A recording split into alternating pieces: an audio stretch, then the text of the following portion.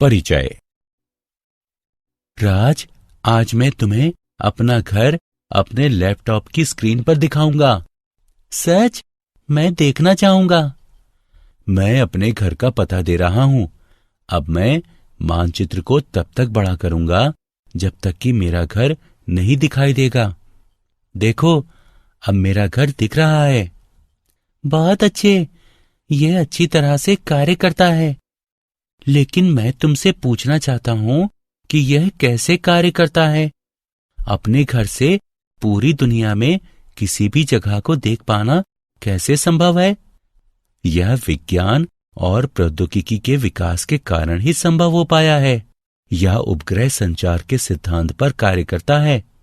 उपग्रह पृथ्वी के आंकड़ों को स्कैन करता है और नियमित समय अंतराल पर इससे पृथ्वी को प्रेषित करता है। अब तुम्हें एक एसएमएस मिला। यह संचार प्रणाली का एक अन्य उदाहरण है। हम अपने दैनिक जीवन में असंख्य विज्ञान अनुप्रयोगों का उपयोग करते हैं।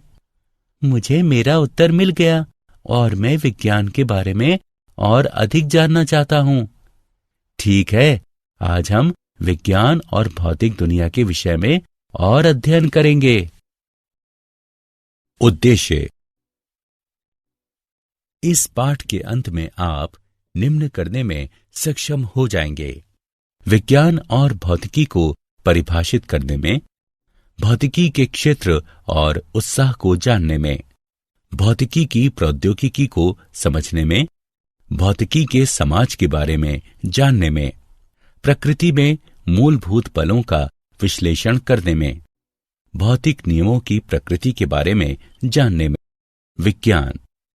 विज्ञान का अर्थ है जानना। यह किसी समय में सावधानी पूर्वक प्रेक्षणों और प्रयोगों द्वारा परिवेश के बारे में जानकारी प्राप्त करने का एक क्रमबद्ध तरीका है। हम अपने दैनिक जीवन में विज्ञान का उपयोग करते हैं। हम कार में यात्रा करते हैं, टेलीविजन देखते हैं, मोबाइल का प्रयोग करते हैं और कई दैनिक कार्य करते हैं। यह केवल विज्ञान के कारण ही है। भौतिकी क्या है? प्रकृति और प्राकृतिक व्यवहार के अध्ययन को एक संगठित तरीके से विविध उपशीर्षकों में व्यवस्थित करना भौतिकी कहलाता है। इसकी कई शाखाएं हैं, जिनके नाम हैं यांत्रिकी, विद्युत, चुंबकत्व, प्रकाशिकी, आधुनिक भौतिकी आदि। 1900 से पहले की भौतिकी परंपरागत भौतिकी कहलाती है और 1900 से आगे भौतिकी को आधुनिक भौतिकी कहा जाता है। वैज्ञानिक दृष्टिकोण के 4 आवश्यक खंड हैं, जो इस प्रकार हैं: एक क्रमबद्ध तरीके से प्रेक्षण। 2 परिकल्पना करना। 3 परिकल्पना का विश्लेषण करना। 4 प्रस्तावित सिद्धांत को संशोधित करना। यह दृष्टिकोण सदैव समस्याओं को वैज्ञानिक तरीके से हल करता है। भौतिकी का क्षेत्र एवं उत्साह। किसी व्यक्ति के चलने से लेकर हजारों किलोमीटर दूर संप्रेषण तक भौतिकी का बहुत व्यापक क्षेत्र है। सामान्यतः भौतिकी को 2 भागों में विभक्त किया गया है: स्थूलदर्शीय। स्थूलदर्शीय पैमाना लंबाई का वो पैमाना है जिस पर वस्तुओं या प्रक्रियाओं का आकार ऐसा होता है जो नग्न आंखों द्वारा माप योग्य और अवलोकन योग्य होती हैं। सूक्ष्मदर्शीय। सूक्ष्मदर्शीय पैमाना आकार या लंबाई का वह पैमाना होता है जिसका उपयोग ऐसी वस्तुओं की व्याख्या करने के लिए किया जाता है जिन्हें नग्न आंखों द्वारा आसानी से देखा नहीं जा सकता और जिन्हें स्पष्ट रूप से देखने के लिए किसी लेंस या सूक्ष्मदर्शी की जरूरत होती है। भौतिकी ब्रह्मांड की पूर्ण समझ तक पहुंचने का प्रयास करती है। ये ऐसे मूल कणों का पता लगाने की कोशिश करती है जो उन द्रव्य बलों का निर्माण करते हैं जो ऊर्जा के व्यवहार और विविध रूपों को निर्देशित करते हैं। भौतिकी की प्रौद्योगिकी। नाभिक और इसमें सन्निहित ऊर्जा का विचार हमें अपार ऊर्जा उत्पन्न करने में सक्षम बनाती है। डिजिटल तकनीक के अध्ययन ने हमें एक कंप्यूटर बनाने में सक्षम बनाया जो कम समय में प्रक्रिया करता है। कर्नाटक द्वारा सैद्धांतिक चक्रीय उत्क्रमणीय प्रक्रिया के विकास से हमें एक इंजन, रेफ्रिजरेटर, एयर कंडीशनर आदि को समझने का मौका मिला। विद्युत चुंबकत्व तरंगों और संचरण के अध्ययन ने संचार प्रणाली को डिजाइन करने में हमारी सहायता की।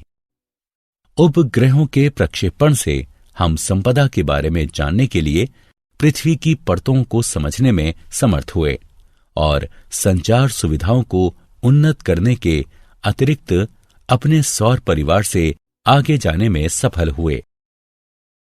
भौतिकी का समाज। भौतिकी आधारित तकनीक के द्वारा हमारे समाज को बहुत अधिक लाभ मिला है। दृष्टि सुधार के लिए प्रयुक्त लेंस, यातायात के तरीके, सस्ती संचार व्यवस्था, मौसम की भविष्यवाणी, ये सभी प्रगति के कुछ ऐसे आयाम हैं जो भौतिकी के कारण संभव हो पाए हैं। लेकिन साथ ही इसने विनाश के हथियार भी दिए हैं।